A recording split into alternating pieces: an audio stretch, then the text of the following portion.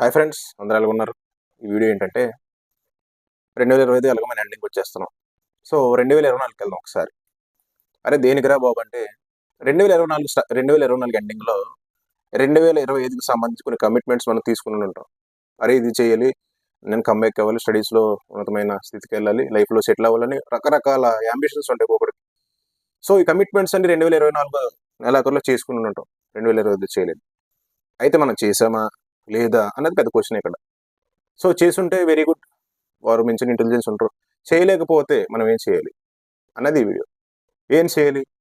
2024 తీసుకున్న కమిట్మెంట్స్ అన్ని ఒక పేపర్ మీద రాసుకోండి. సరే మీరు ఖాళీగా ఉన్నవాళ్ళైతే ఒక పేపర్ మీద రాసుకోండి. లేదంటే బిజీగా ఉన్నవాళ్ళైతే జస్ట్ ఒకసారి ఆలోచించండి.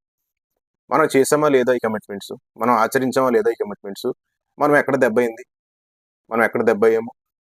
అసలు మనకి ఏం సపోర్ట్ చేయలేదు మనం కమిట్మెంట్స్ చేయలేకపోవడానికన్న విశ్లేషణ మీరు ఆలోచించుకోండి. అరే విశ్లేషణ ఎందుకురా భయ్ అన్నారంటే, ఆ విశ్లేషణ చాలా అవసరం. ఎందుకంటే మన మైనస్లు తెలుస్తాయి, మన ప్లస్లు తెలుస్తాయి. మైనస్లు తెలిస్తే అడ్వాంటేజ్ ఏంటంటే రాబోయే 26వ సంవత్సరంలో మనం మిస్టేక్స్ చేయమనమాట. ప్లస్లో ఉపయోగం ఏంటి? సో దాన్ని ఇంకా డబుల్ చేసుకుంటాం. సో ఆ ప్లస్‌లనే ఇంకా మంచిగా చేస్తాం. సో ప్రతి ఒక్కరు మీ కమిట్మెంట్స్‌ని ఒక పేపర్ మీద రాసుకొని 2026లో మనం చేయగలమా లేదా? మనకు కాన్ఫిడెన్స్ ఉందా లేదా?